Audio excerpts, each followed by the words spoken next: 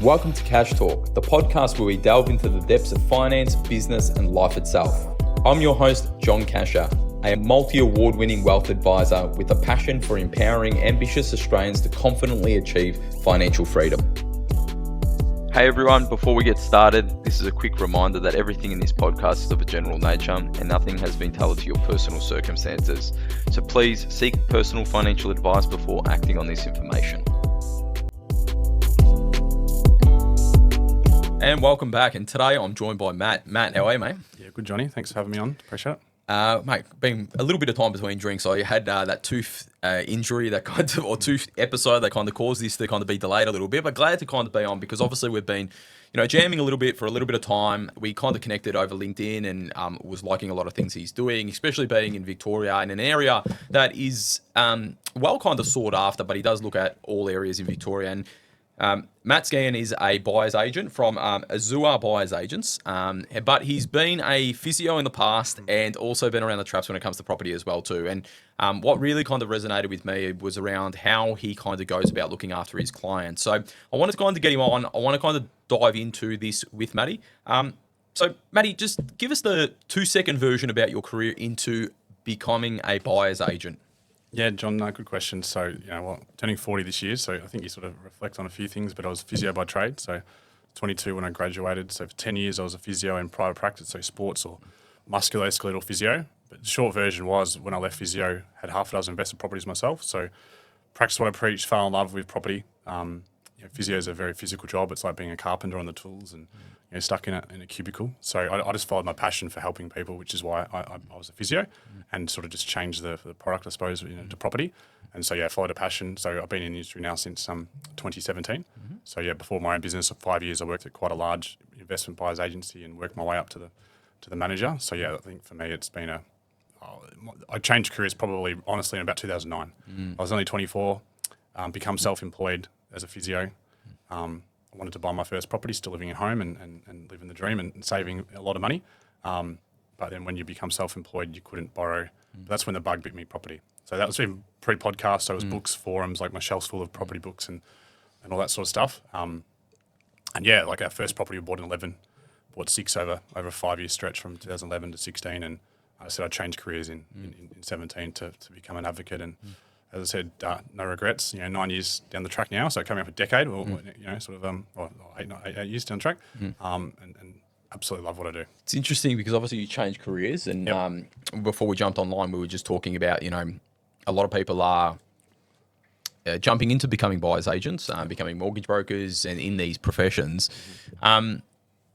But this was kind of before the big wave with you, wasn't it? Yeah, 100%. I remember when I was changing careers, so this is like sort of 16, because I had to sell the business, which, as you know, you can't just walk out the door and give 4 weeks notice. So when I was telling people what I was going to, I said the barbecue conversation, because in Melbourne, we love the weather. We love footy. I'm a Hawks fan, so sorry about that. But and we won't hold it against him. And real estate. So not everyone knew what an advocate was, and to be honest, not a lot did. But if I mention a buyer's agent at a barbecue now, everyone knows what we do, which is great for me. But it was definitely before it was cool. I suppose it wasn't as big as it is now. So does that new wave of people cause issues for you more regularly? Because what I start to get from especially our clients is, who can we trust? This is a big decision. It's an investment property that we've got in their financial plan, or we've got an upgrade of a home. They're time poor. They don't really have the time. They want someone who they can trust to kind of outsource that big decision, that someone they can trust. But they're now concerned because Mary, who was a nurse 2 weeks ago, is now a buyer's agent. And, the guy down the local servo just told me that he's got business cards to be a buyer's agent as well. So we're getting this kind of lack of trust. Is that causing you issues, or are you seeing it in the industry with your peers? Yeah, it's a good question. I personally don't think it's causing me an issue, because I think, firstly, it raises the profile of what advocates do. So, sometimes it's not just... Because obviously I'm an investment, I'm not free. I've got to pay the bills and I add value. So sometimes the question is rather, do I use an advocate or not? It's which advocate, and that's where I think it is good for me, because I have a brand. I've got a significant LinkedIn presence. I know what I'm doing. I'm a qualified property investment advisor in an unregulated industry, so I've got runs on the board. But it is a bit dangerous, as like in your industry or mortgage broking. If it's left unchecked, there is going to be people that are. I was saying to you before, like property is $14.1 trillion, 57% of wealth. we've got a significant intergenerational wealth transfer happening, as you're probably aware of, over the next 5, 6, 7 years, as well, boomers and stuff. And yeah, people will get burnt, unfortunately. So like that's not great. Obviously, they won't get burnt at my business, but I can't serve everyone. But so I think overall it's good that we're growing because more accepting. We're just time poor. Yeah. Like there's various reasons people engage, but I think the biggest one by far and away is time. Because I pound the pavement 6 days a week, Monday through Saturday, every Monday review results, live and breathe it. My Instagram is full of real estate agents. I'm, everyone, just like you absorb the financial stuff, like that's what I live and breathe. So that's my jam. So. And that's it. And like we say it all the time. It's like I say to people in financial advice, like catch me if you can. I put 40,000 plus hours into this. I live and breathe it. I wake up in the morning, 6 a.m. By the time I go to sleep, it's like literally besides my family, it's like all of that. So I'm the same, Johnny. And property is just my product. So like I love it and absolutely love it. Live and breathe it. So it's not work. Like that's where I'm lucky. Well, I make my own luck because I chose this career. It's actually a good segue because what I was going to actually ask you, obviously young, getting into property, 24. Yeah. I was 26 when we bought our first one. Sorry, 26. But then there was like a 5-year window, if I correct me if I'm wrong, where you kind of went back to back to back. Went pretty hard, yeah. So what triggered you to go hard, and what was your strategy back then? Which obviously probably has evolved, but what was your strategy back then? Mate, I'm not. My strategy honestly was I knew I wasn't going to be a physio forever. So for me, and I think at the time, and which I sort of learned a lot now, is like there's so many books about buy a property every year. It's growth, accumulate. So I had sort of 3.5 mil as a value of a portfolio, which we achieved at the time. That was sort of what I was aiming for. Probably didn't have that exit, and it was more just to try and get that momentum. Like I wanted that rolling stone, that momentum for capital growth, and at the time we used LMI waivers. Being I was a physio, my wife was a physio as well. So, and we even used 97% loans back in the day when we could. That was all on purpose, strategic to go to growth markets. I actually used advocates to help with my portfolio because I was running a physio practice as well. So that's where in 13 I used an advocate to buy an Art Deco in Sydney, which we still own. And that's where that was the career change was planned in 13. So I didn't even know what one was, to be honest, until I started to, just from a yield play, I sort of diversified out of Melbourne. And so do you think that strategy is still relevant today? Because between 2011 to 2016, we also experienced a very, like a sunshine market. Yeah, correct. So do you think that that's still relevant today? Because, you know what I mean? No, 100%. Great question. And so after leaving physio, I worked at a business called Empower Wealth, and Empower Wealth are known for building property plans. And so I've seen hundreds of them. I was the manager when I left, and obviously rates are a lot higher, right? So and affordability, and I'm seeing that at the moment. I think I was just chatting to you before, like, the market is very two-tiered. It's patchy. People are worried about renovation build costs. Like there's one of the questions I get all the time, which I really, to be honest, hate, because it's like, how's the market? And I almost say which market? Because even in Melbourne, like there is so many markets and price points and subsets. So that's even where, again, like the market's such a broad question. But so it's getting probably harder. Absolutely, mate. Because you to get that borrowing, like, because obviously banks don't just go on the current rate; they buffer that 2 to 3%. They've got DTI issues as well too. Like back then, it used to be a little bit less, as in a little bit more lenient. Where now, for example, if you've got a certain what they call DTI ratio, debt to income ratio, they won't even let you borrow over that. So. Yeah, so it's harder even in the market itself. We're talking suburb, street, whatnot, but we're also talking financial market as well too. Like, for example, price point, all of that. Well, property is a game of finance, mate, as I say ad nauseum, and so I think it's definitely harder. But what I have learned too, even I said my time in Power before I started my own business, it's quality over quantity, and I think that's what I probably didn't. And so my own journey, real quickly, was 16 left with half a dozen properties. I've had 2 kids in that time, so I've got a 5 and 8 year old now. Obviously, I changed careers. So when I left, Azure started 22. In 2020, I was just saying, it started the pandemic, literally almost peak fear. We bought the big rock in the jar, the family home. But to buy that big rock in the jar, we sold off 3 properties. So I still hold 3 investments. But I wouldn't have been able to buy in the suburb I did, and if I hadn't taken those risks, I think we almost had $1 million cash or deposit at whatever age I was. Like I'm only 39 now. And we're in a suburb, we're in the dream suburb. And but from taking those risks, building that momentum, and yes, I would have paid some tax, but it's learning. And for me, it's an apprenticeship. I think you shouldn't trust an advisor who hasn't got runs on the board. And I'm a better advisor since I've been a father. Of my own portfolio, because you learn by doing. You can't learn by textbook, right? So I think a big one is there's a few learnings there. One is around quantity over quantity. It's like one thing that we talk about when we talk about stocks, we talk about property, we talk about anything. It's around having good assets at the start.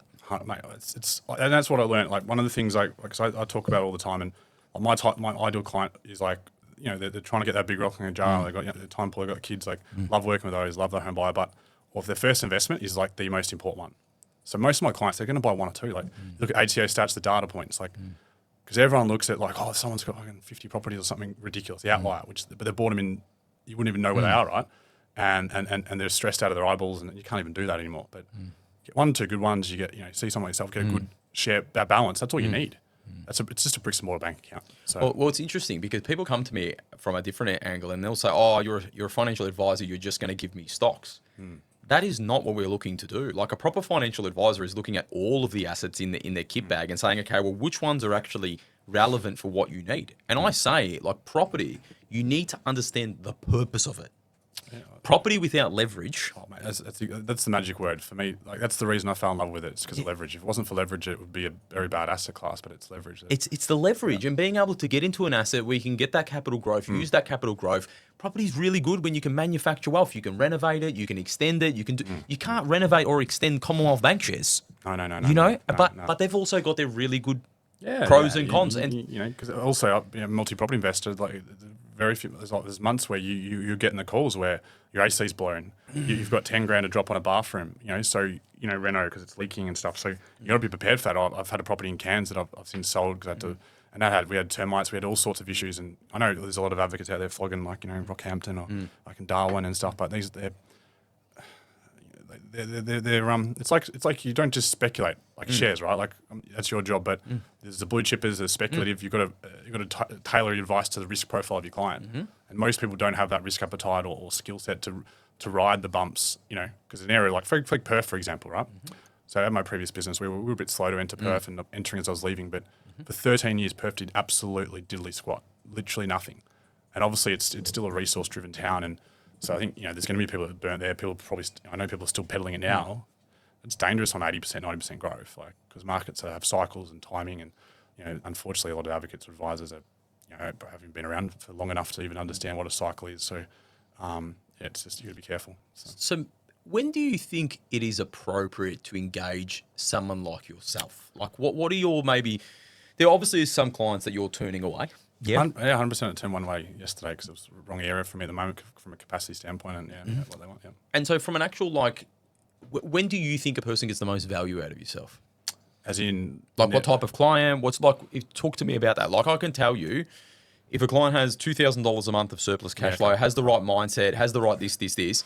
Yeah, they're very good eligibility because for the viewers and listeners that are listening to this, I would imagine if you're looking for a $500,000 investment in the middle of South Australia, that's probably not, or it is. Like, this is what I want to know. Yeah, I suppose like I like stories, right? Examples. I just had a client, David, who I just bought for, and he's I think the average first time buyer these days is about 34, I think, give or take. You know, it changes a bit, but you know, Dave's 28, so professional, sort of consulting, sort of engineering background, and so he came to me. So he's referred by his broker, which is often the case because they don't come to me without they need to know what they can borrow. And so you know, he grew up in sort of Endeavour Hills, so of Melbourne, you know, suburbia. You know, I grew up in Dingley, so you know, suburbs. And when he came to me, he had a specific. I was looking at he was looking at an area, you know, sort of Clayton in particular. But what he could get with his budget was quite a poor asset. So the land content, like simple in real estate, it's very simple, right? Land appreciates, buildings appreciate. Long story short, he's bought now just the other week, and we ended up buying. We pushed a bit further out. We ended up in Cranbourne North in a good pocket right near Casey Central, court location, over 700 square metres for 730 grand. So I think that's a great example because his first move is the most important. Because if you buy poorly, number one, you know that's where you probably hear the war stories of property doesn't work. Yeah, it's shit or whatever it is, right? Like it's no good. So I think ultimately, if that first move is important, you know, because if you get it right, and if I didn't buy a good little Art Deco 1 of 4 right near Elwood, and then we bought the Art Deco in Randwick, if I didn't buy those two well, like they funded the deposits for you know 3, 4, 5, 6, you know, and we had good experiences. But if they were poor, I wouldn't be here today. You know, realistic, who knows what it would have been, mate. And that's an example of the risk, yeah. So just so people understand, that's the risk of getting it right and getting it wrong. It's the compounding effect of the losses versus the compounding effect of the gain. But how do you minimize those mistakes? This is where professional advice also has its play. And the really wealthy clients that we work with, they outsource the risk to the other person. Okay. I will tell you, most of our really wealthy clients go, it's your problem to worry about that. It's not my problem to worry about that. And you're signing off to my worries. And so it reduces the risk for them. Obviously, as being professionals, we do this every day. So it's less mistakes. 100%. You couldn't say it better. Like I've bought out probably over 400 properties in my career now. And like, yeah, risk, I say to clients, risking isn't, as you know, it's not investing, is not risk free. But obviously I mitigate that risk. Like even our due diligence report for one property is 35 pages plus contracts, rental appraisals. We're check, process-driven business, plus walking through the house, speaking to building inspectors. Like I spoke to one on the way here today, like living and breathing this stuff. Like if I walk through the house, I'm going to be, even before we get a builder involved, before you drop your $650. So there's a lot of ways. It's because Matty, I was speaking to an advisor today, and I was like, the biggest thing that professionals kind of live and breathe by, who love what they do, is their reputation. Oh, mate, it's everything. It's everything. So there's this. This is what I kind of try and drum into people. It's like, I've put 21 years into this, like you have. You've put a decade or so into your line of work, and you're like, I'm not going to ruin it over a bad transaction. Like I want this to work for our clients. No, 100%. It's I'm proud that we just ticked over 113 Google reviews. I'm only 3.5 years old, and they're all legitimate. Like I'll say no to business. Like I think, and what I've learned in my industry is that, and even if someone reaches out to me, because I'm starting to become that attractional business where people reach out, or like if a broker, for example, one of the first things I mentioned is they want a referral fee. Like I'm not even going to talk to you because you're not client first. Like it's like I'm client first, because ultimately if you do the right thing by client, you get rewarded, right? It's a pretty simple business model. It's reputation, word of mouth, repeat.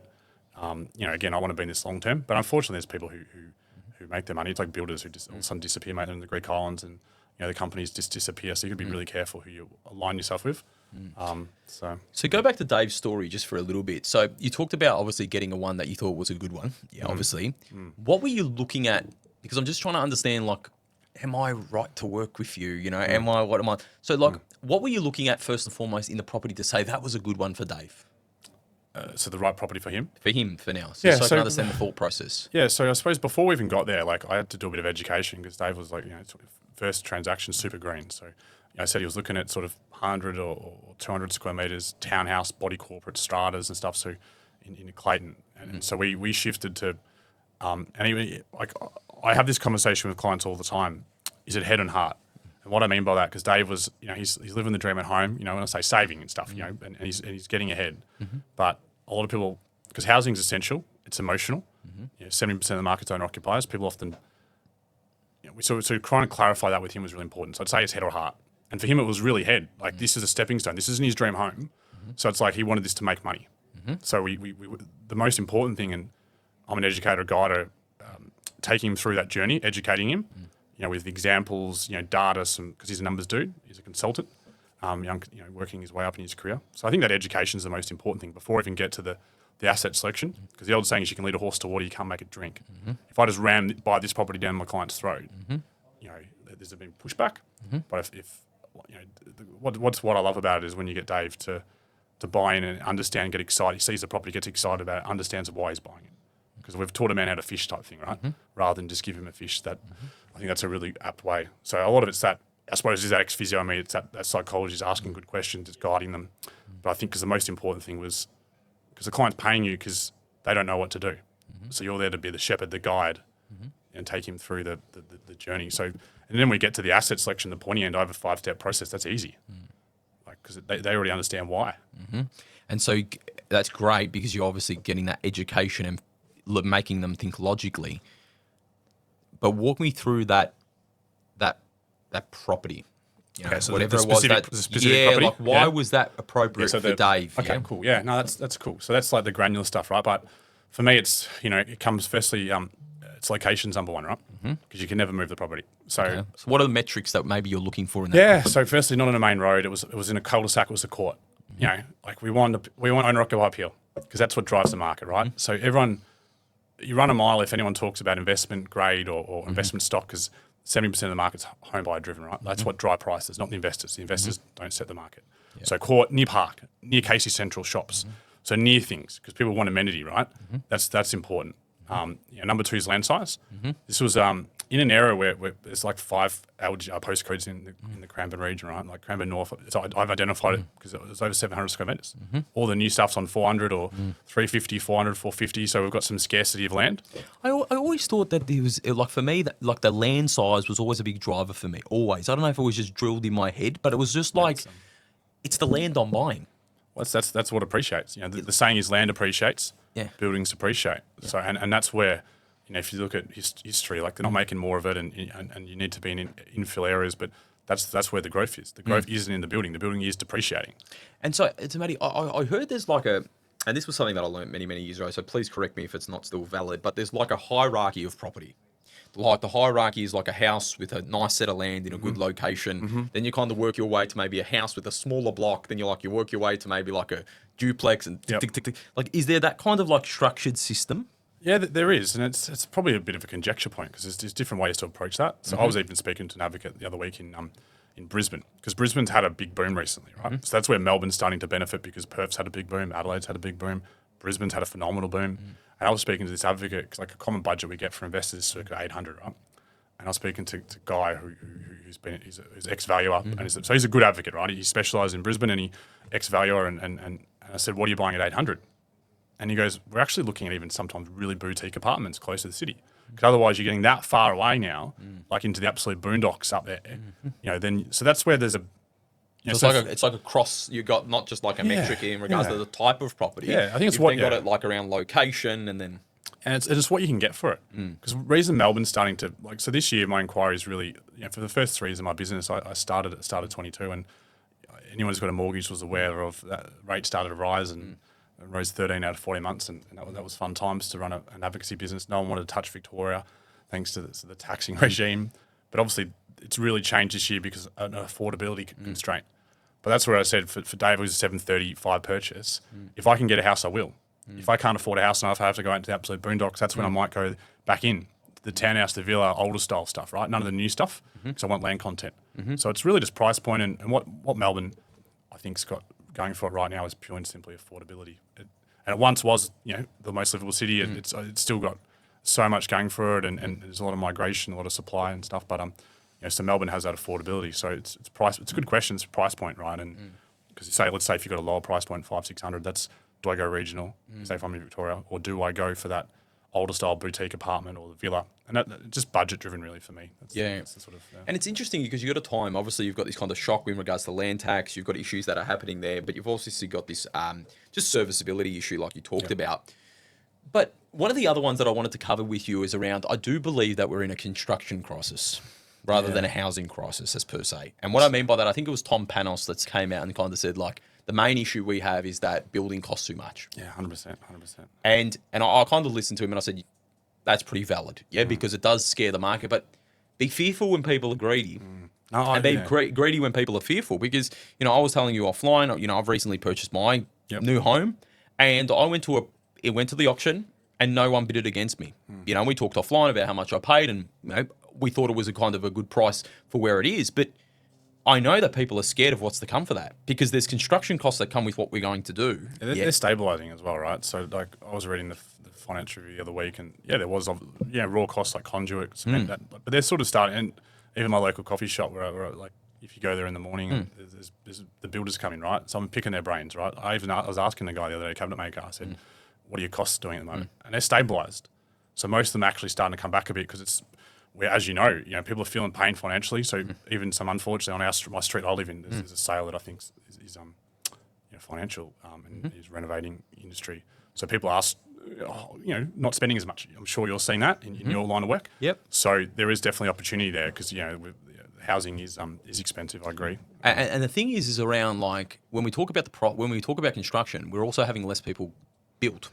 So because we've got less people build, there's more builders looking for work. 100%. So then supply and demand, isn't it? They're going to have to drop their prices at some point if they want work, if they want to keep the lights on. And this is the whole be fearful when people are greedy and greedy when people are fearful. Like, we were working with an interior designer. At the moment, we're going through like the interior designs. And mate, I'd send an email to this interior designer and I'm getting a response like, they wouldn't be very busy at the moment. Instant. Yeah. You know what I mean? And obviously, interior design, it's a bit more of like a luxurious kind of service offering. I totally get that. But like 2 years ago, nah.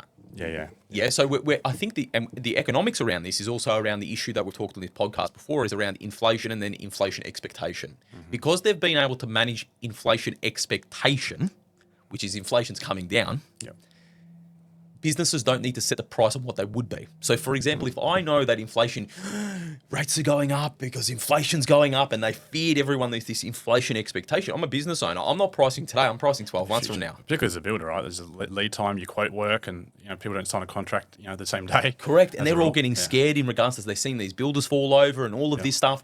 And so you're right, you're coming on the opposite side of things where it's actually a deflationary expectation environment, where people are thinking, hey, listen, maybe that prices won't go up. They don't need to go down as per se, but they're in a scenario where they're like, I don't see them skyrocketing. Now, that could all change. This is where economics are going to happen. There can be a war, which unfortunately seems to be escalating somewhere, and then that causes issues. But when you're looking at going back to buying property, that creates opportunity in itself, and that also creates 100%. issues for people who don't do it well. No, 100% there's opportunity. Like, as I said, I bought my own family home, a big rock in the jar at the start of the pandemic, and I think Warren Buffett quotes, everyone says it, but very few people, the greedy quote, fearful, very few people can actually have the balls to act right, because you've got to go against the grain.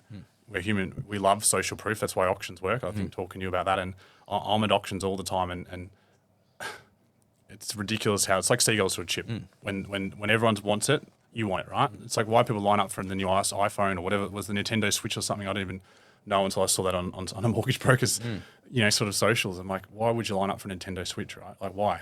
But it's just nuts, right? But people love, they love it. So. And Matty, look, obviously the last property that I've bought is wait to kind of see if it's been a cracker for me. But the last two that I've purchased, one being my family home, one being my holiday home, in both scenarios, I had people telling me not to buy it. That's probably the best time, right? Like I had the same. I think I was saying to you offline when I was buying. I was still at my previous work, and it was a nervous moment. Going to the pandemic. This is March of 2020, and I said it's like economists. I had 10 people you'd speak to, and it was no one really knew. But ultimately, I knew that property is simple: supply, demand, sentiment. As long as there's limited supply, enough demand, sentiment will fluctuate, and it fluctuates the most. But I think it's similar to shares. I'm not a share expert by any means, but sentiment, I think, is where you can make your money. So Warren Buffett's where they double down when there's the fear.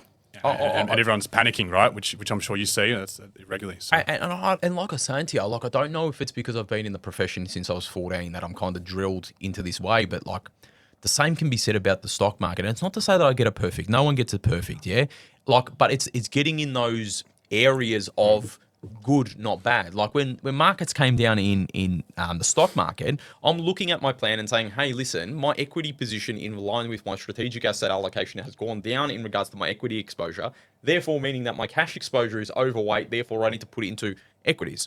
My property has gone up. I need to so I'm looking at it. I know that I'm looking at it in a totally different. Now I do, but that's not luck. That's just listening to a plan and executing on a plan, which then kind of feeds into markets go up when people are greedy 100%. And they go down when people are fearful, but you then have to have the grit to not listen to everyone else and go bang. 100%. And property's the same. We saw that through COVID, right? Like when I bought, like at the start, that first few months was peak fear, and that was probably the best buying. Only in hindsight, you know this, right? No one's an expert at the time.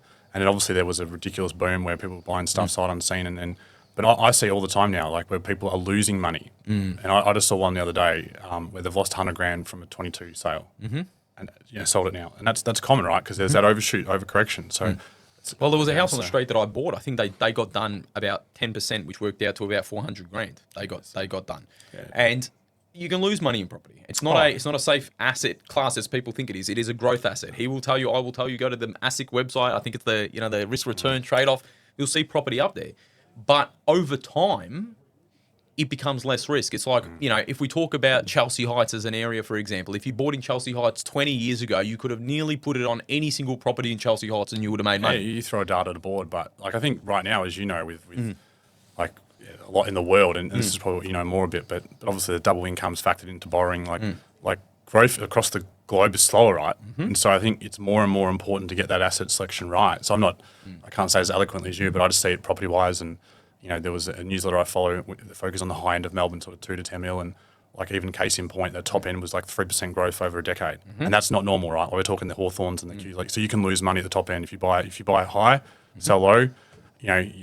Time in the market is everything, right? You could have a long-term horizon. So, and the difference is coming with that quality versus not quality asset. And I'll use the stock market, but it's still relevant in the property market. So I was on the S&P Global Masterclass, which was Vanguard, South Wealth, and a few others that were on there. Anyway, we were talking about in this case, we were talking about index-based investing, which is essentially pooling your money into the ASX 200 and then investing it. But one of the representatives from S&P, who does the actual index, was saying since the Sydney Olympics in 2000, on the ASX 200, there's only 36 companies that still remain on the 200. yeah, okay, wow. Okay. So if you think about that, there's been the other ones Yeah, the majority, that have come off and haven't grown at the rate of others. So even though if I went maybe down to the top 300 or the top 500 or whatever, yes, they would have all made money. So the probability of loss is low. But quality assets will, over time, exceed. And this is where the Benjamin Grahams of the world, the Warren Buffetts of the world, all talk about buying quality assets. I've got some of those books on my shelf. I think The Value Investor, isn't it? I think I've got, is that Benjamin Graham's book? Benjamin Graham, the Intelligent Investor, that talks about, for example, like a lot of the philosophies in regards to stocks are around having like value-based assets, which are based on what they call economic moats or moats. Moats is like competitive advantages. But if you apply that philosophy to a property, well, the first competitive advantage that one property has against the other is its land. It's like it's its title, yeah? So if you've got a property side by side, from what you've told me, correct me if I'm wrong, if you've got a property right next to one another, one is 750 square meters and the other one is 500 square meters, and they're literally identical properties, you can make an assessment that the criteria of the $750 square meter block is likely to be more competitive or have more of a higher economic moat. Now that's explained in a different version when it comes to property, but the quality of the asset is what's important. 100%. Yeah. And the wealthy, I always like to connect the dots of the most wealthy people. The most wealthy people are buying in these speculation assets in these rural areas that they've never heard of. No. Like in Sydney, the Alassians of the world, Mike Cannon-Brooks, like they're buying Harbour View, scarce rare earth, right? Because they don't make more of it, right? So in Melbourne, I'd say Melbourne's got some beautiful character homes, right? So they're buying some of these suburbs that's got character, the Calbungs or the Vics or the Victorians, or, I live in Beaumaris, Bayside, and we're a 1955 build, it's got mid-century vibes, like that's making a renaissance, but they don't build them like that anymore. You probably hear that all the time, right? So they don't build the same quality, and, we've owned still own an Art Deco unit in Randwick in Sydney, our portfolio. It's 56 square metres, it's a bit of a shoebox, but it's in Sydney, 6 Ks from the CBD. It's done phenomenally well, right? Like, and the rent on that is just because it's position, location, it's near everything.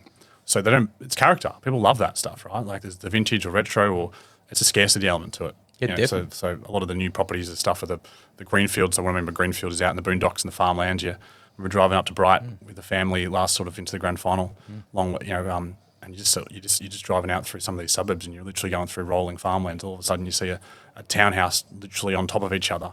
And there's that, unfortunately, people who buy those, they're going to get burnt because there's so much land around that. There's no scarcity. Build quality is questionable. So you need a bit of scarcity. So.